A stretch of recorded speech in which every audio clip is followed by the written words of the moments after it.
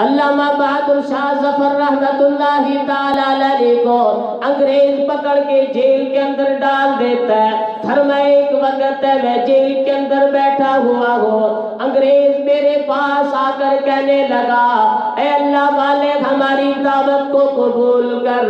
اللہ اکبر۔ میں نے کہا میں تمہاری دعوت کو قبول نہیں کرتا، مجھے اس دعوت کے اندر بھی تمہاری سازش لگتی ہے۔ اللہ اکبر۔ پھر انہوں نے بہادر شاہ ظفر رحمت اللہ تعالی علیہ کو دعوت پر انہیں مجبور کیا۔ فرمایا آپ دعوت کے اوپر چلے گئے، کرسی لگ گئی، ٹیبل سامنے لگی ہوئی ہے اور سامنے 12 برتن ڈھکے ہوئے رکھے گئے۔ اللہ اکبر۔ بہادر شاہ ظفر رحمت اللہ تعالی علیہ فرماتے ہیں میں نے ایک برتن کا ڈھکن اٹھایا، حیران ہو گیا، پریشان ہو گیا، ششدر رہ گیا، آنکھوں میں آنسو آ گئے، غمزدہ ہو گیا۔ دیکھا تو کیا دیکھا، وہ پہلے برتن کے اندر میرے بڑے بیٹے کا سر رکھا ہوا ہے،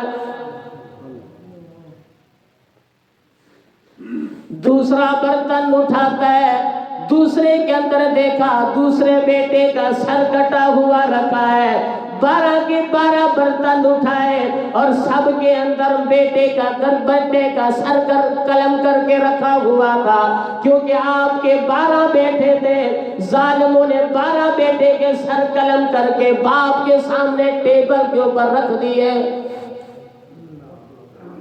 لیکن صبر اختیار کیا، ایک ہی جملہ نکلا، لیے پھرتی ہے بلبل چونچ میں گل، لیے پھرتی ہے بلبل چونچ میں گل، ڈھونڈتی ہے شہید نازاں کی تربت کہاں ہے۔